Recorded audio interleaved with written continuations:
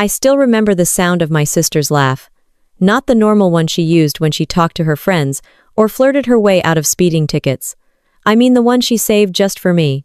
The sharp, condescending kind that told everyone in the room exactly where I stood in the Morales family food chain. That laugh showed up long before I ever said the word Navy. It was there when I brought home average grades, when I tripped during field day, when I walked downstairs wearing anything she didn't approve of. But the day I told her I wanted to serve, she sharpened that laugh like a weapon. I was 12 when the idea first hit me. Our town held a huge 4th of July parade every year. Most kids cheered at the candy being thrown or the fire trucks blasting their sirens. I didn't care about any of that. What caught my eye was the Navy group marching in the middle.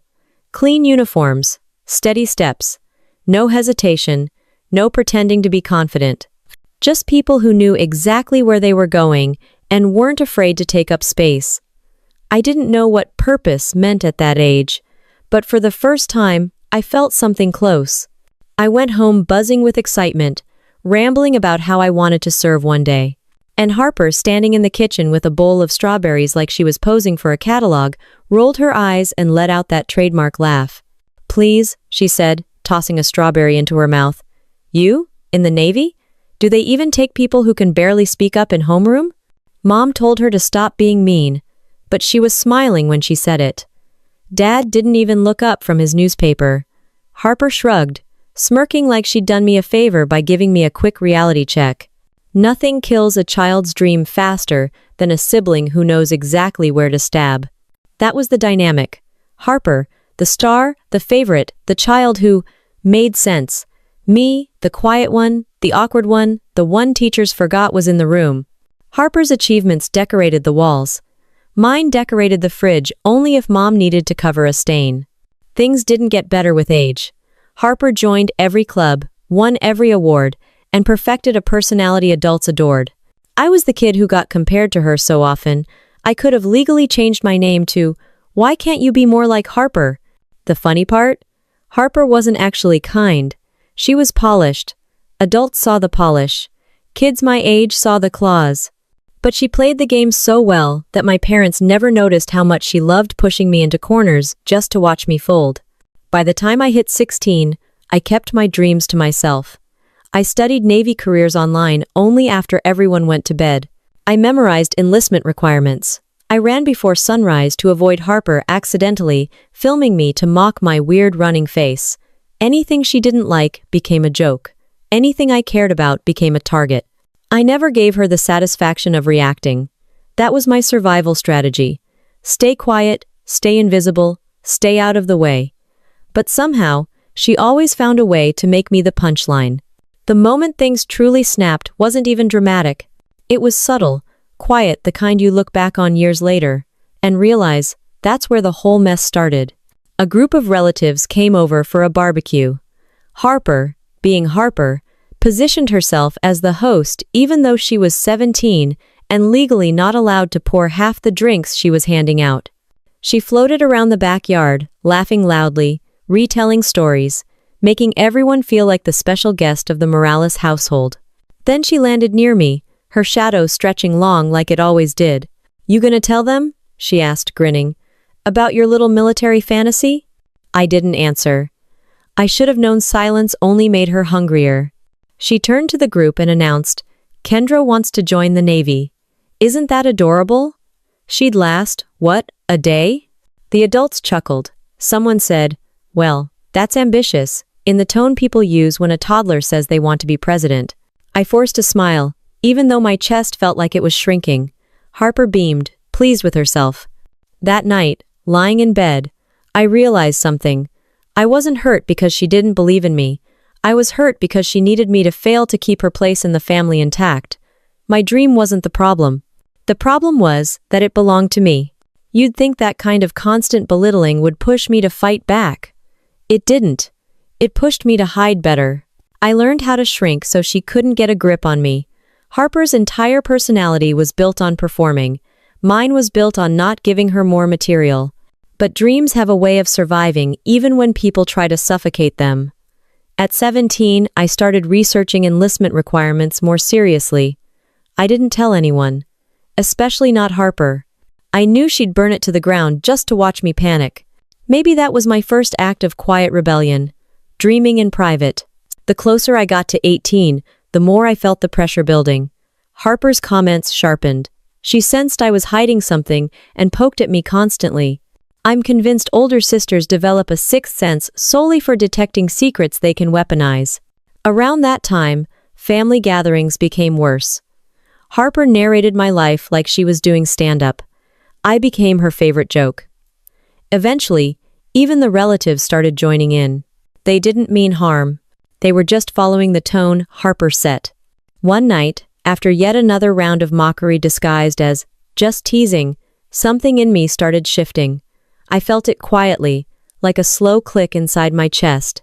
I didn't know it then, but a few months later, that click would turn into a complete break from the only home I'd ever known. If you've ever lived in a family like that, share your story in the comments. And if you enjoy family revenge stories and military revenge stories like this, make sure to subscribe so you don't miss the next one. The shift inside me didn't happen loudly. It started with one moment where I realized staying small wasn't making me safer. It was making me vanish. The shift inside me carried straight into the week of my 18th birthday, sitting in my chest like a quiet warning. I didn't tell anyone about the ASVAB appointment I'd scheduled. I kept that email printed and folded in my wallet, tucked behind my driver's license like contraband. Holding on to it made me feel like I had a way out, even if I wasn't ready to admit it out loud. Especially not in a house where secrets traveled faster than Wi-Fi.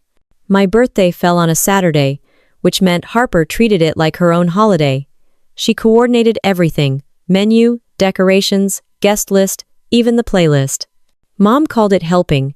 I called it hostile takeover, but arguing with Harper usually meant a longer lecture later, so I let her run the show. I stayed quiet, wiping down countertops while she barked instructions like she was leading a wedding rehearsal. Right before guests arrived, she looked me up and down with that familiar mix of judgment and amusement.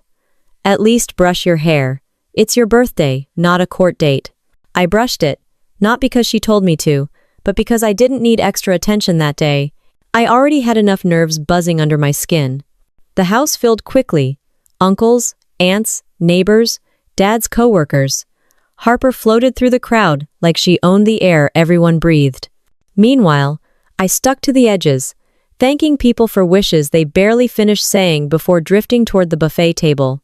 Dad didn't even say happy birthday until Mom nudged him. He muttered it half-heartedly, like he was reading it off a cereal box. Harper gave me a sugary smile and squeezed my arm, pretending she was the supportive sister in front of her audience.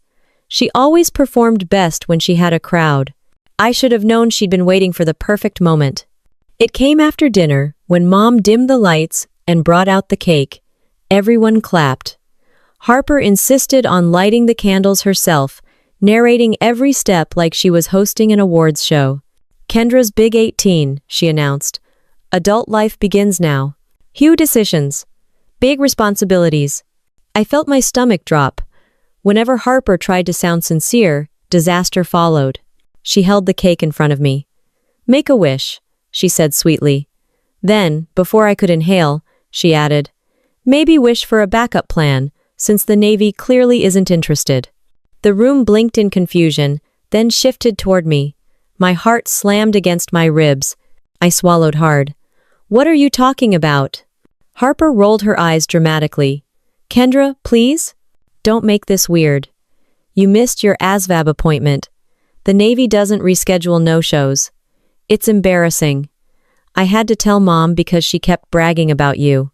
Aunt Marcia made a soft, "oh dear" sound, someone whispered. Dad frowned like he'd known this would happen. The humiliation hit fast, hot, and sharp. But here's the part that gutted me. I hadn't missed anything. I never received the reminder. And the only person who knew about the appointment because she snooped through my mail was Harper. My throat tightened. You went through my stuff." Harper laughed like I was being dramatic. "Relax. It was sitting on your desk. And honestly, I did you a favor. You barely survived high school gym. The military isn't for everyone." The worst part wasn't the words. It was how everyone nodded, like she'd made a practical point. Mom stepped in gently. Honey, maybe the Navy just isn't the right fit. Dad added, it's not the end of the world. Harper smirked at me over the cake, basking in the spotlight she'd built on my back. I stared at her, feeling something in me snap cleanly, like a thin wire pulled too tight. Blow out the candles, sweetheart, Mom urged. I didn't. I pushed the cake back into Harper's hands firm enough that she stumbled and walked out. No yelling, no crying, no dramatic exit line. Just movement. I headed upstairs, grabbed the backpack already half-packed with the things I didn't want Harper touching, then walked straight downstairs while everyone watched in confused silence. Mom called after me. Dad asked where I thought I was going. Harper muttered something like, she's being overdramatic again. None of it mattered. That quiet click inside my chest had shifted into certainty. I reached the front door, opened it, and stepped into the night air that felt colder and clearer than anything inside that house. My car was parked at the curb, half a tank of gas, $26 in my wallet, no plan except one. I wasn't staying another night in a place where my dreams were entertainment for my sister. I started the engine. The noise from inside the house faded behind me into muffled chatter. I didn't look back, not once. If I had, I'm not sure I would have kept driving. Halfway down the street, something surprising washed over me. Not fear, not regret, but relief. The kind you feel when the dentist finally pulls a tooth that's been hurting you for years. I drove until the neighborhood streetlights were far behind me, until every mile between me and that birthday party felt like oxygen.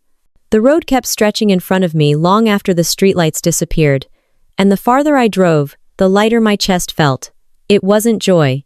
It was more like the numb, steady calm that kicks in when you've already lost everything and there's nothing left to negotiate. I didn't have a destination, just movement. And for the first time in years, Harper wasn't in the passenger seat of my mind, telling me what I couldn't do. By midnight, the adrenaline faded and reality caught up. I pulled into a Walmart parking lot because it was lit, open all night, and full of strangers who didn't care who I was or why I was there. I parked near the edge of the lot, turned the engine off, and sat in the kind of silence that makes you hear your own heartbeat. My phone buzzed once, Mom, then again, Mom. No voicemail, no text asking if I was safe. Just missed calls, so she wouldn't look bad in front of guests when someone asked if she'd tried. I turned the phone face down and leaned my seat back. I didn't cry. I thought I would, but nothing came out. Maybe you can only be humiliated so many times in one night before your body shuts off the tear supply. Eventually, exhaustion won. I slept in the car, wrapped in 2 jackets that weren't warm enough. I woke up stiff, hungry, and still wearing the same clothes from the party. A couple walked past my car loading groceries into their trunk. The woman gave me a sympathetic glance, the kind strangers give when they don't want to judge you but absolutely are. I adjusted the rearview mirror and caught my reflection. Wild hair, puffiness under my eyes, smudged mascara. I looked like a before picture in a makeover ad. I washed up inside the store and decided the next logical step was finding work. Anything. Anywhere. I needed gas and food before I could even think about the Navy again. That's how I ended up at the all-night diner across the lot. The neon sign flickered, buzzing just enough to keep the place from feeling completely dead. Inside, 2 truckers sat at the counter, a couple teenagers occupied a booth, and a woman in her 50s was wiping down tables with the efficiency of someone who'd done this her entire life. Her name tag said Sharon. Looking for a table? She asked, glancing up briefly. Actually, a job, I said, voice rough from sleep and embarrassment. That made her pause. She gave me a longer look, not judgmental, just observant in a way that felt almost military. She nodded toward the corner. Sit. Let me finish this. I sat in a booth while she wiped the last table, tossed the rag into a bucket, then slid into the seat across from me. Up close, she looked like someone who'd seen every type of disaster a person could walk into a diner carrying. You run away or get kicked out? She asked plainly. Ran, I said. She nodded once, as if that answer made sense. You got experience? No. Hunger? My stomach answered for me.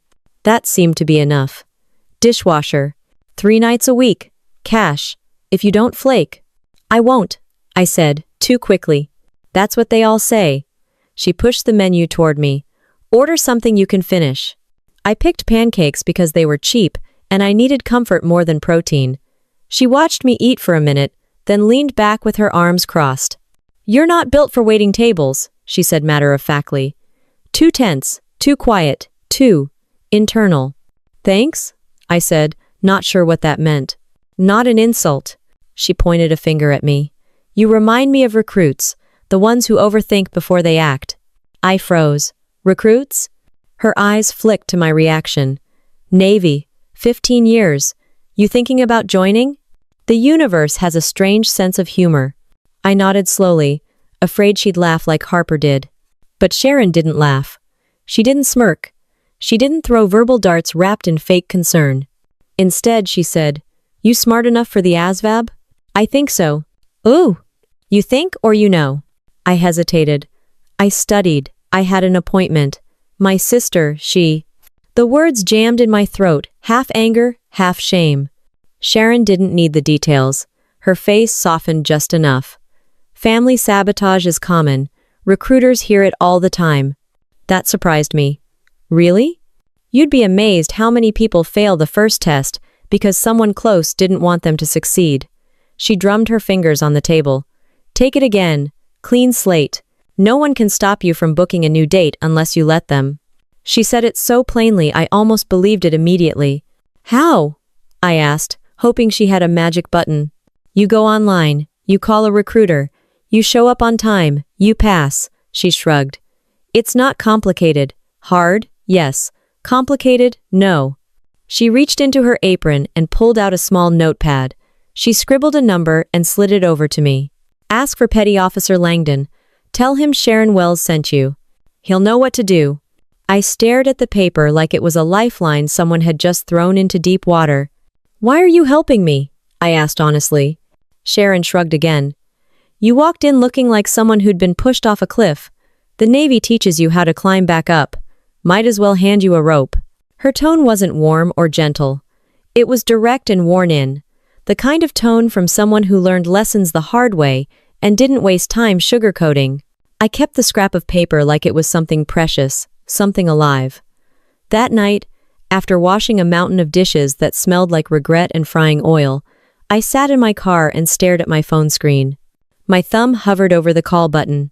Sharon was right about recruits. Overthinking is easy. Action is harder. But I pressed the button anyway, listening to the ring echo in my small car as I felt something shift again, sharper this time, a pull towards something that might finally belong to me. When the recruiter picked up, I sat straighter, ready to claim the piece of my life I'd let my sister take for too long. The recruiter's voice was steady on the other end of the line, and hearing someone talk to me like I was capable of something did more for my spine than a decade of living with Harper ever did. By the time I hung up, I had a new ASVAB date, a checklist of documents, and an undercurrent of adrenaline that stayed with me through every dish shift at the diner. It carried me through the test, through the waiting period, and straight into the moment I opened the email saying I'd passed with a score good enough to choose from more jobs than I'd expected. That same pulse followed me onto the bus headed to Great Lakes. The ride smelled like new fabric, nerves, and the kind of forced excitement people use to hide the fact that they're terrified. I kept my gaze forward, hands clenched around my paperwork folder. No one knew I was leaving except Sharon, and she insisted on hugging me before I boarded, muttering something about, "Don't make me regret vouching for you." For her, that was practically a love letter. Boot camp wasted no time proving that life had a whole new definition of difficult. The moment we stepped off the bus, a wall of yelling hit us so fast I wondered if we'd wandered into an active crime scene. A chief stomped up the aisle, barking at us to move faster, even though some of us hadn't figured out which direction faster was supposed to be. We rushed into formation. People tripped, someone dropped their bag, and 3 different instructors descended on him like he'd set off a flare. Every rookie instinct in me screamed to freeze, which I quickly learned was the worst possible option. In boot camp, motion is survival. The first 48 hours felt like they lasted 2 weeks.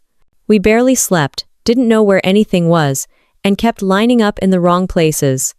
Everything was loud, rushed, and unforgiving, but there was something clarifying about it too. Nobody knew my past here. Nobody knew Harper. Nobody had a picture-perfect version of me to hold up against reality. Everyone was equally lost, equally confused, equally exhausted. It was the most level playing field I'd ever been on. Training days blurred together. Physical training at 4:30 inches the morning. Inspections, marching drills, classroom lectures, gear issue, cleaning stations, more inspections. Our racks had to be made so tight you could bounce a quarter off the sheets. It was the first time since childhood that precision actually mattered. Back home, perfection only mattered when Harper did it. Here, perfection mattered because your RDC said it did, and you didn't want to find out what happened if you didn't deliver. My body ached in places I didn't know existed. I learned that blisters can hurt so badly, they make you reconsider your career choices. I learned that fast showers aren't just encouraged, they're a lifestyle. And I learned that the Navy has about 57 ways to tell you you're doing something wrong without swearing. But the toughest part wasn't the exhaustion or the yelling, it was the swim qualification. To pass the Navy's 50-yard swim test, you had to jump off a platform into deep water, swim across the pool, and float or tread for 5 minutes. Simple, if you're a normal human. I, unfortunately, was not. I could swim, technically, but only the kind of swimming you do at a family pool where you touch the bottom every few strokes. Deep water had always bothered me, and the sound of the pool room echoing made everything worse. My first attempt was a mess. I jumped, surfaced, and immediately started dog paddling like a toddler who'd been pushed in without floaties. Halfway across, panic crawled up my throat. By the time I reached the edge, I was gasping so hard the RDC told me to get out before I passed out. "You're taking it again," she said firmly. "You don't quit here." Line. I nodded, even though my lungs were still arguing about oxygen rights. The next morning, my body felt heavy with dread. The water looked bigger, colder, deeper. I stared at the platform and wondered how many disastrous choices led me to this moment. The chief overseeing the test watched me closely. She was the same one who'd yelled at us the first night, but up close, she looked less like a storm and more like someone who'd seen a lot of rookies panic in this exact spot. "Morales," she said, stepping beside me. "You thinking too much. Get in the water and stop trying to negotiate with it." Her tone wasn't gentle, but it wasn't mocking either. It was exactly the type of blunt encouragement my family never understood how to give. I climbed onto the platform, forced my mind blank, and jumped. The cold hit me harder this time, but panic didn't take over. I kicked, reached, pulled, counting each stroke as if numbers were going to save me. My arms burned halfway across. My throat tightened, but the chief's voice cut through the noise. "Stop fighting the water, use it." I heard that sentence like someone had thrown me a rope. I slowed down, steadied my movements, stopped clawing like I was drowning, and suddenly, the distance didn't feel impossible. I reached the wall, slapped it, and turned to float. My chest rose and fell. My legs trembled, but I didn't sink. When the timer ended, I pulled myself out of the pool with shaking arms, water dripping off me like I had just clawed my way out of a lake of fear. The chief nodded once. "Better," she said. "Now keep that version of you." That version. The one that didn't fold. The one Harper had never met. From that day on, something clicked differently in me. Boot camp was still brutal, but I stopped measuring myself by how loudly people around me lived. I measured myself by how I reacted to the parts that were designed to break me. There was a night, a few weeks in, when the lights snapped off and the compartment went quiet. Recruits snored, turned, mumbled in their sleep. I stared at the ceiling, listening to the soft hum of the ventilation system, and realized I no longer felt like I was running from something. I was moving towards something that finally felt like mine. My body hurt. My feet were blistered. My hair smelled like the inside of a ship, but everything inside me was steadier than it had ever been.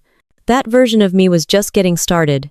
The version of me that survived the swim test carried straight into the day our RDCs handed us our orders. My hands didn't shake when I read the destination. My stomach did, But my hands stayed steady, which felt like personal growth. A few of us were headed to the Middle East. The briefing was short, practical, and had zero interest in coddling anyone. By the time graduation came, I wasn't celebrating a finish line. I was preparing for a beginning that didn't care how ready I thought I was. Flying into heat that felt like someone opened an oven door directly onto my face was the welcome I got when we landed.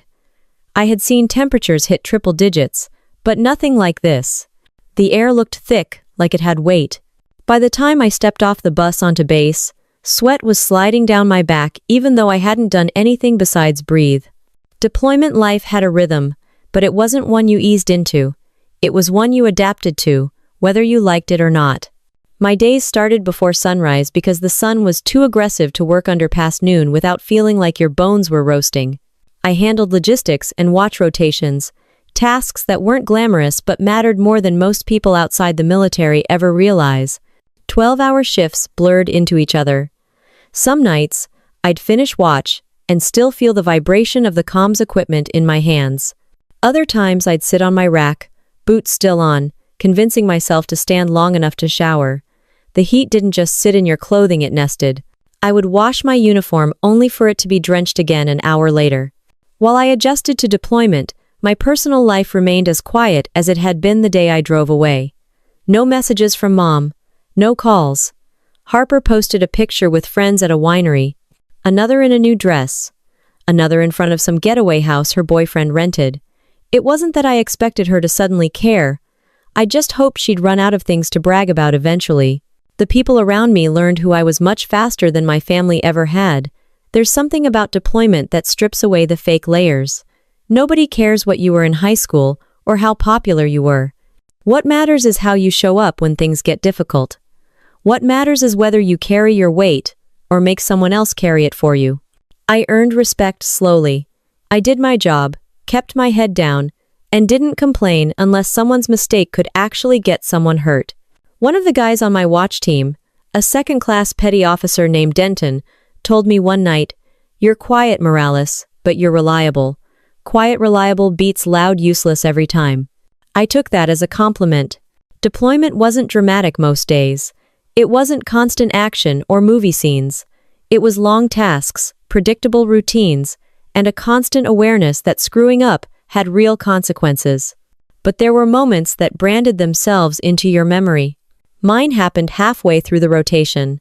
It was a night shift, and the temperature had finally dipped low enough that the air didn't feel like punishment. We were running checks when a fault alarm flashed across the board. Denton thought it was a bad sensor. Another sailor thought it was electrical interference. We'd had false alarms before equipment in heat.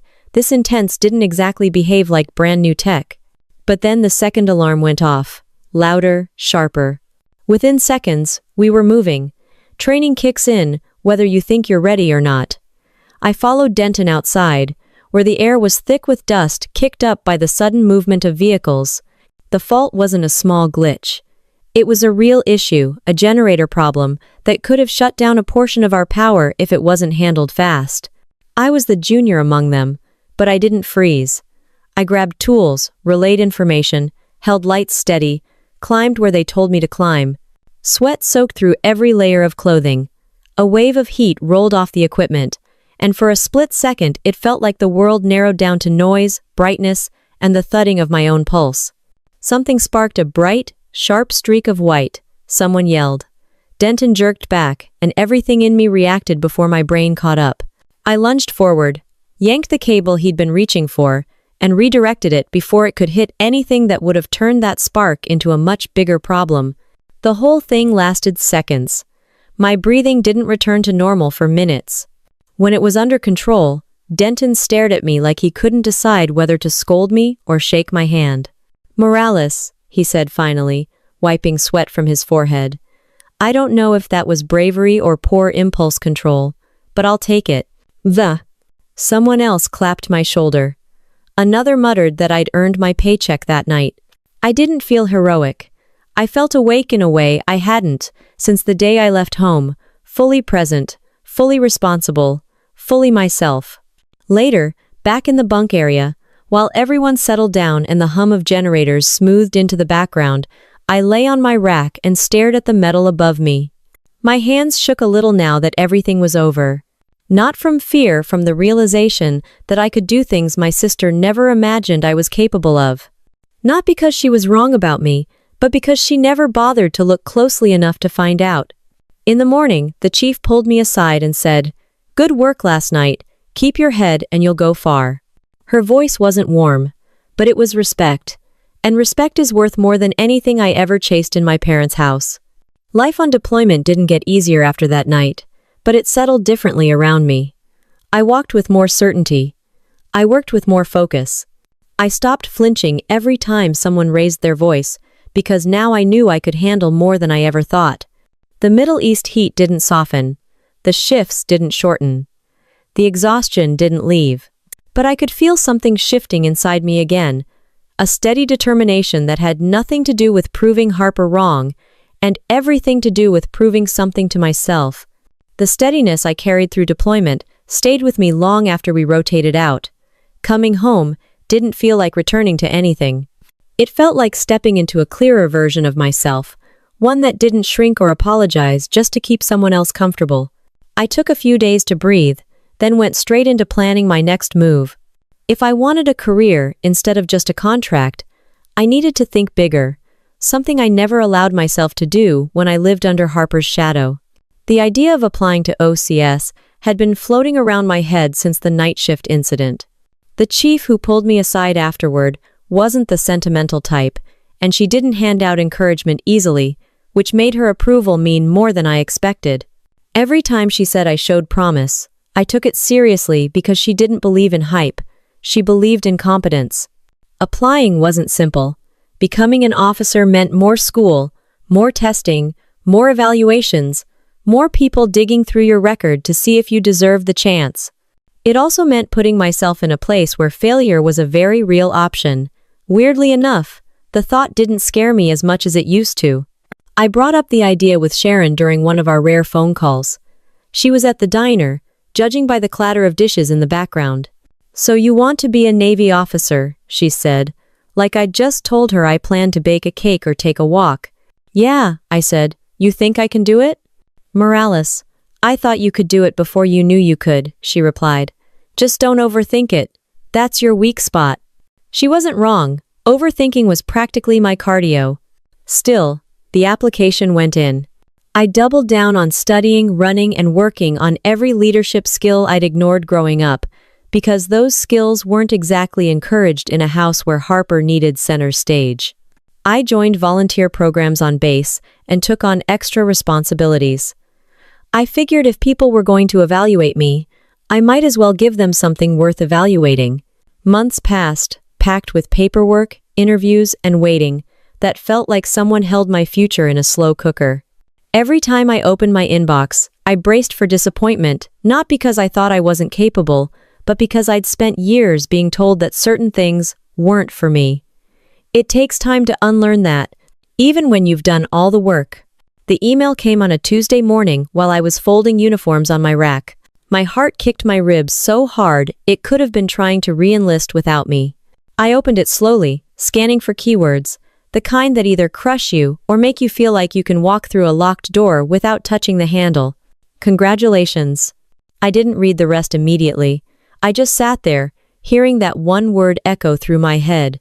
Not once in my life had someone in my family used "congratulations" and "Kendra" in the same sentence unless Harper needed to make a joke about it. Seeing it in writing, tied to something I earned without anyone trying to sabotage it, hit me harder than I expected. I read the rest of the email 3 times before the reality settled in. I was going to officer candidate school. Training at OCS was different from boot camp. It wasn't just about surviving. It was about proving you could think clearly while being pushed past comfort. It wasn't enough to follow orders. You had to understand them, anticipate needs, manage people, and carry the kind of responsibility that didn't allow excuses. Plenty of candidates failed out. Some weren't ready. Some didn't want it as badly as they thought. Every time I got tired, I remembered Harper insisting I'd never survive the Navy. Every time doubt crept up, I remembered the night I walked out of that birthday party. Every time I worried I didn't belong, I I remembered the version of myself who dragged her own fear through deep water and refused to sink. The instructors were relentless, but they weren't cruel. They demanded precision, accountability, and confidence that didn't depend on volume. They taught us how to lead without acting like we were better than anyone. They drilled into us the idea that authority is borrowed, not owned, and that respect is earned only if you do the job right when nobody is watching. One instructor, a lieutenant with the driest humor I'd ever heard, once told me, "You don't need to talk louder, Morales. You just need to talk like you expect people to listen." So I did. Graduation day didn't feel like a victory lap. It felt like stepping into a uniform that finally fit the version of myself I'd been building in pieces. My hands didn't shake when I adjusted the collar. My breathing stayed even. The room felt bright, but not overwhelming. When they called my name, I walked across the stage with a straight back and steady steps, seeing the future I'd carved out without anyone paving the road for me first. There were no parents in the audience, no Harper pretending to be proud, no family pictures waiting to be posted online. But it didn't feel empty. It felt earned. After the ceremony, one of my instructors shook my hand. "You're going to do good things," he said simply. "Not great things, not impressive things. Good things. Things grounded in purpose rather than image." That sentence stayed with me longer than any celebration could have. I reported to my new command with the calm confidence of someone who'd built herself from the ground up. Every step forward felt like shedding another layer of the person Harper tried to convince me I was. Nothing about where I stood now belonged to her. The life ahead of me didn't, either. I was done shrinking myself to fit inside a version of the world she approved of. The air felt different now, wider, steadier, and filled with possibilities that didn't depend on anyone else's permission. And standing in that new space, I could feel the next shift coming. The shift came quietly, not the kind you feel in your chest like a spark, but the kind you notice only when you catch yourself standing differently. Reporting to my new command as an officer gave me a rhythm that felt stable, almost predictable in the best way. My days were long, but they were mine. My decisions mattered. People relied on me. None of it felt like a performance or a comparison. It was work with purpose, and the steadiness hardened into confidence I didn't have to force. What I didn't expect was how life outside my uniform would start shifting too, especially the parts connected to Harper. We hadn't spoken since the night I left home. At first, I thought about her more than I admitted, usually in the context of old habits, old fears, old assumptions about myself. But as the months turned into years, she faded into the background noise of a life I no longer lived. Still, news has a way of finding you, even when you don't go looking. It started with a message from an old classmate who somehow ended up working in the same city as Harper. "Hey, not sure if you talked to your sister, but everything okay with her? Haven't seen her around her job lately." I stared at the message, trying to reconcile it with the image of Harper that lived in my memory. Always composed, always admired, always orbiting in some comfortable social circle. I didn't respond. Not because I didn't care, because I didn't know what to do with the information. Harper's life had always felt like a separate planet, one I stopped orbiting the night I chose myself over her. Slowly, more pieces drifted my way. Aunt Linda posted about Harper's divorce on Facebook. Not directly. Of course, she took the passive-aggressive route with a vague quote about heartbreak and "some people deserve better." A cousin mentioned at Christmas, in a comment thread I didn't participate in, that Harper had been laid off due to company restructuring. That part didn't surprise me. Harper's strengths were charm and presentation, not long-term competence. Charm is great until someone needs actual results. The real blow came when Dad's investment tanked. He'd sunk a chunk of money into a business owned by a friend's nephew who apparently had big dreams and zero financial literacy. The whole thing went down in less than a year. Based on the frantic chain of comments under the family posts, Harper had taken the bigger hit.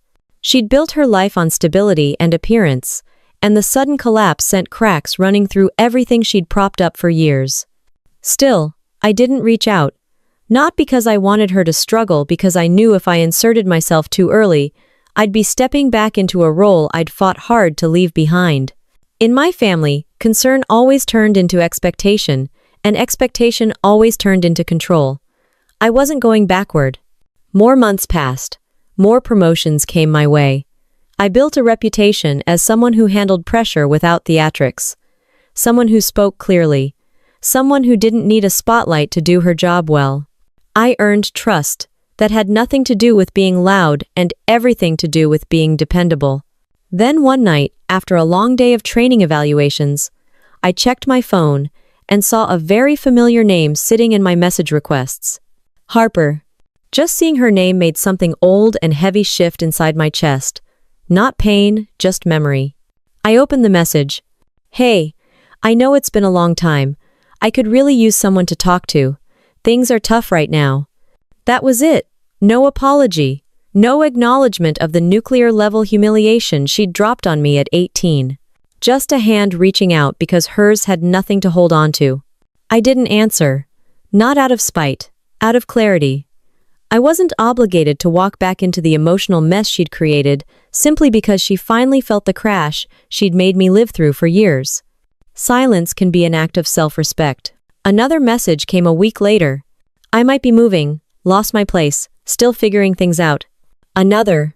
Don't know if you hate me or something. I just could use help. Help. The same word she weaponized against me for years. The same word she dangled in front of adults to make me look incapable. Help had always been her currency. Now she was asking for it. But I didn't type anything. Not because I hadn't forgiven her, because forgiveness and access aren't the same thing. Months passed. Her messages slowed, then stopped, and for the first time since childhood, Harper wasn't a looming presence in my head. She wasn't a storm cloud waiting to burst. She was simply another adult, dealing with the consequences of the version of herself she'd chosen to be. Meanwhile, my own life continued in a way that finally felt free from her interference. I took on new leadership roles, mentored younger sailors, and handled responsibilities I never imagined touching back when I was the quiet kid living in a house where someone else consumed all the oxygen. It was sometime in my 5th year as an officer that I heard the part that finally connected everything. A coworker mentioned a civilian job opening on base, something administrative but stable, good hours, good benefits, predictable schedule, the kind of job people reached for when their lives needed rebuilding. I didn't think much of it until someone forwarded the applicant list to my inbox. Morales, these are the candidates for your interview block. I opened the file casually. There it was. Her name. Harper Morales. For a moment, the air in the room stretched thin. Not with panic, more like a deep, steady recognition that life sometimes circles back in ways no one plans. She wasn't the golden child anymore. She wasn't the star. She wasn't the voice everyone listened to. She was just a name on a list for a job she desperately needed. And I was the officer assigned to interview her. Nothing about that moment felt triumphant. It didn't feel vindictive or dramatic. It felt balanced. Like two lines finally intersecting after running parallel for too long. There was no rush of revenge, no thrill. Just the simple, solid truth that life had moved me forward while Harper stayed exactly where she'd always been, standing on a foundation built on image instead of substance. And as I prepared for the interview, I could feel something shift again, not out of anger or hurt, but out of a clarity I'd never had in my family's house. The clarity settled over me like a steady breath, the kind that makes your shoulders drop without realizing they were tense. Seeing Harper's name on a candidate list didn't send me spiraling back to childhood. It didn't crack open old insecurities or drag me into the mess of all the years she spent keeping me in her shadow. If anything, it felt like a reminder that I'd climbed out of a place she never believed I'd escape. The interview block was scheduled for Thursday morning. A simple lineup. 4 applicants for 3 openings. Nothing unusual, nothing dramatic. Harper's file was ordinary brief work history, a few certificates, a resume that tried its best to sound impressive, but carried a faint tone of someone who'd never needed to build a solid foundation until her life forced the issue. If her name weren't printed across the top, she would have been just another applicant. When Thursday came, I arrived early. The hallway outside the interview room smelled faintly of printer ink and the stale air that always drifted from office HVAC systems. I set the folders on the table, went over the notes one last time, and told myself what I told every junior sailor before an evaluation. Handle the job, not the emotions. The first candidate showed up, a woman with prior base experience. Confident, prepared, polished. She walked in, answered questions clearly, and left with a good chance. The second applicant was nervous, but competent. A bit scattered, but sincere. Someone we could train, someone who'd appreciate the stability the position offered. The third had a strong administrative background. He practically recited policy manuals in his sleep, a safe hire. Then the door opened again, and Harper stepped inside. For a second, neither of us moved. She froze just long enough for her face to shift through recognition, disbelief, and something I couldn't quite place, maybe shame, maybe panic. Her hair was pulled back in a neat style that tried a little too hard to look effortless. Her clothes were conservative, professional. On the surface, she looked fine. Up close, she didn't. There was a tiredness under her eyes that no makeup could hide. A stiffness in her shoulders that didn't come from confidence. Harper had always entered rooms like she owned them. Now she entered like she didn't want anyone noticing her at all. "Kendra," she said quietly, almost like she wasn't sure she was allowed to use my name. "Miss Morales," I replied in the same tone I used for the other candidates. Professional, neutral, no edge. Her throat bobbed in a swallow. "I didn't know you worked here." "I do." That was it. No extra commentary, no apology-filled silence. Just a straightforward acknowledgement of reality. I gestured toward the chair across from me. "Have a seat." She sat slowly, trying to compose herself. I watched her fold her hands on her lap, probably to hide the tremble in her fingers. Harper never trembled growing up. She never cracked. She never faltered. Seeing her like this wasn't satisfying or painful, it was simply factual, like noticing the weather had changed. I opened her file. "Tell me about your interest in the position." "Oh." Her voice wavered the first few words. She cleared her throat, tried again. "I need stability. I've done administrative work before. I'm organized. I work well with people." It sounded rehearsed, like she'd practiced in the car but couldn't make the words land the way she wanted. I asked her the same questions I'd asked the other applicants. Strengths, weaknesses, examples of problem solving. She answered, though her confidence slipped in and out like a radio with bad reception. At one point she paused and said, "Kendra, can we just—" "This is a professional interview," I said calmly.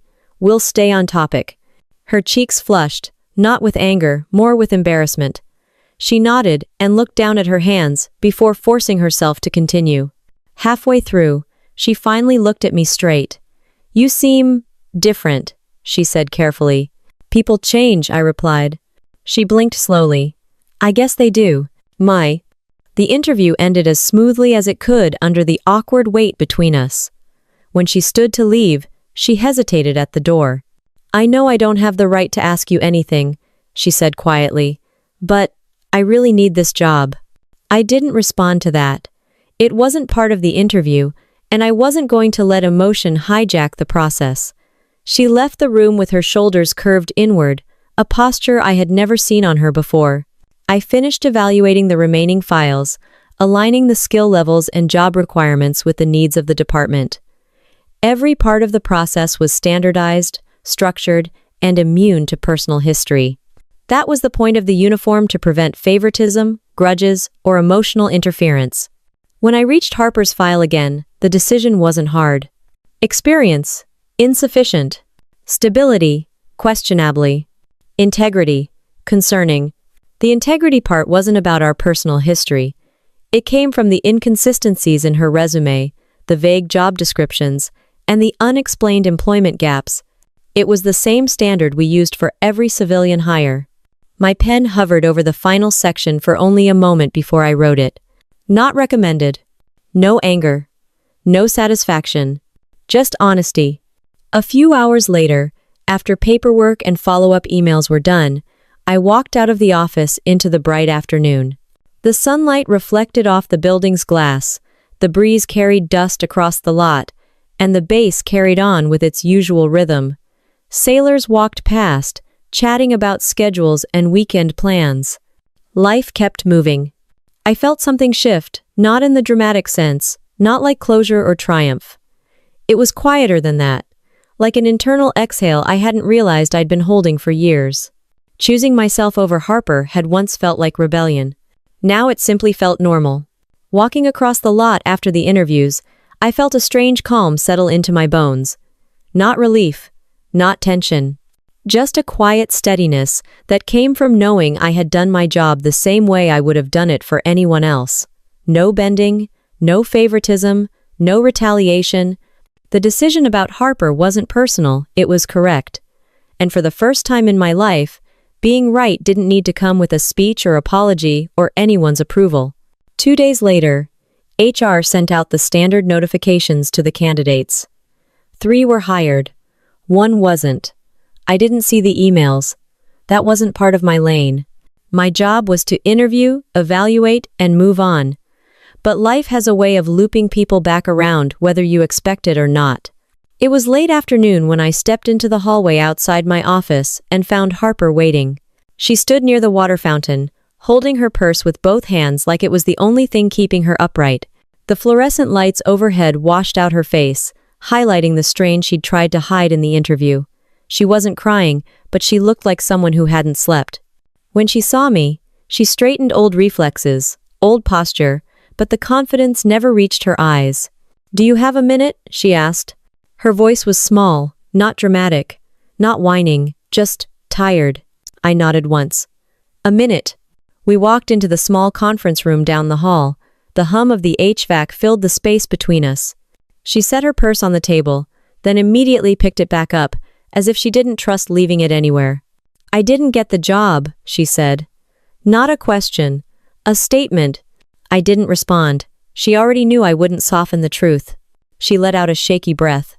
"Was it because of us?" "No," I said plainly. "It was because of your resume." "Oh." She blinked rapidly, not offended, just caught off guard by the bluntness. I continued, "Your work history didn't show the stability the position requires. Your descriptions weren't clear. There were gaps you didn't explain." Her shoulders sagged. Not dramatically, but enough. "I thought maybe," she said quietly, "you'd give me a chance." There was no manipulation in her voice. No guilt trip. Just the bare honesty of someone who had spent her whole life assuming doors would open simply because she knocked. For once, she wasn't performing. She wasn't the center of the room. She wasn't the golden child. I met her eyes, steady. "I gave you the same evaluation I gave everyone else. That's what fairness looks like." She swallowed, then nodded slowly. "Yeah, I guess it does." A long, heavy silence settled between us, not hostile, not angry. Just layered with years of things she never apologized for, and years of things I no longer needed an apology for. Harper sat down, her hands fidgeting with a loose thread on her sleeve. "You know, when I saw you walk into that interview room, I thought I was hallucinating." She let out a humorless laugh. "Last time I saw you, you were driving away from home in a car full of dirty clothes." "People grow," I said simply. "Yeah." She looked down. "You really did." Another quiet stretch. Then, softer, she said, "I wasn't a good sister to you." It wasn't an apology, not fully, but it was the closest version she was capable of. And I didn't need more than that. I had stopped needing more a long time ago. I didn't answer. Not to punish her. Just because nothing meaningful needed to be said. She looked up again. "Do you ever think about coming home?" "I am home," I said. And it was the truest thing I'd ever said out loud. Harper's eyes glistened for a moment, before she blinked it away. She wasn't trying to guilt me. She wasn't trying to manipulate the moment. She was realizing she had finally become the person on the outside of the door instead of the one holding the handle. She stood, smoothing her blouse. "Thank you for seeing me, even if it wasn't the answer I hoped for." I nodded, professional to the end. "Take care of yourself." She lingered a beat longer, like she wanted to say something else, maybe sorry, maybe thank you, maybe I don't know how my life ended up here, but she didn't. She just left the room quietly, her footsteps soft against the linoleum, her silhouette smaller than I remembered. I didn't watch her walk away. I gathered the remaining paperwork on the table and moved on with my day, not out of coldness, but because the moment didn't require anything more from me. That night, I sat on the edge of my bed in the barracks, the soft hum of bass noise drifting through the window, distant footsteps, muffled conversations, the low rumble of aircraft in the distance. A familiar thought settled in. The revenge Harper feared I'd want was never about destroying her life. It was about building my own. And the strangest part was that denying her the job didn't feel like revenge at all. It felt like balance. Like the world had finally arranged itself the way it should have been all along, not with Harper above and me below, but both of us simply standing where our choices placed us. There was no triumph in it, no victory lap, just clarity. For the first time, I didn't feel like the shadow sister, or the quiet one, or the girl who got mocked for daring to dream. I felt like someone who had taken every piece of pain, humiliation, and doubt, and forged them into something solid. I set my boots neatly by the door and turned off the light, letting the room fade into darkness, letting the day settle without bitterness or weight. Nothing about my strength came from beating Harper. It came from no longer needing her to lose for me to win. The steadiness from that day carried into the following weeks without interruption, settling into my routine like a familiar rhythm. Work stayed demanding, but not overwhelming. My team ran smoothly. My decisions held weight. My confidence no longer felt like armor, it felt like skin. And with Harper no longer tugging at the edges of my mind, everything felt clearer, quieter, sharper. When the invitation to the annual Navy Ball landed on my desk, it didn't feel like some grand milestone. It felt like another event on the calendar: formal uniform, assigned seating, the usual ceremony. I'd attended a few before, but this year, my commanding officer pulled me aside casually and said, "You'll be recognized in front of the room. Small acknowledgement, nothing dramatic." Nothing dramatic in military language meant, "You've been doing real work, and people noticed." I ironed my dress whites the afternoon of the event, smoothing every crease until the fabric shined. The mirror reflected a version of myself I understood. Steady posture, clear eyes, the kind of presence I used to search for in other people. Now it lived in my own reflection. When I arrived at the venue, the ballroom glowed with warm lights bouncing off polished floors. Flags lined the stage, and the hum of conversation filled the air as uniforms, gowns, and suits swept through the room. The scent of polished wood, perfume, and freshly cooked food mixed together in a way that felt almost nostalgic. I was checking in with the usher when I heard my name spoken from behind me. "Kendra." I turned and saw Harper standing near the entrance. I didn't flinch. I didn't freeze. I simply recognized her, the way you recognize a chapter you already finished reading. She wasn't dressed glamorously, just a simple dress, a cardigan draped neatly around her shoulders. Nothing flashy, nothing loud. She looked normal. And for Harper, normal was new. She offered a tentative smile. "I got a ticket. A friend had an extra, said these events were worth seeing." I nodded once. No anger, no shock, just acknowledgement. "Enjoy the evening." Her eyes searched mine, not desperately, not pleading, just studying, like she was trying to understand the difference between the girl she mocked and the woman standing in front of her. "I'm not here to bother you," she said softly. "I just wanted to see what your world looks like." There was no bitterness in her voice, just an honesty she'd never allowed herself growing up. I didn't invite conversation, but I didn't shut her down either. We walked to separate tables. Mine was closer to the front, arranged with officers, chiefs, and a few distinguished guests. Harper found a seat toward the back with civilians and +1s. I didn't look her way again, but I felt her gaze occasionally quiet, cautious, unsure. The ceremony began with the usual formality: speeches, acknowledgements, applause. I listened, attentive, but calm, until my name came through the speakers. "Lieutenant Junior Grade Kendra Morales." A gentle wave of applause moved across the room as I rose from my seat. Not thunderous, not dramatic, just warm respect. My commanding officer shook my hand firmly before stepping aside so I could stand at the center of the stage. From the podium, he spoke plainly, the way he always did. "She's earned the reputation of someone who leads without seeking attention, solves problems without creating noise, and carries responsibility without ever needing to announce it. That's the kind of officer we want representing us." A few people clapped louder. Someone let out a low whistle. I kept my posture straight, my expression steady, absorbing the moment without letting it swell into something it didn't need to be. When the applause faded, I stepped off the stage and returned to my seat. People at my table offered subtle nods, small acknowledgments. Nothing about it felt performative. It simply felt earned.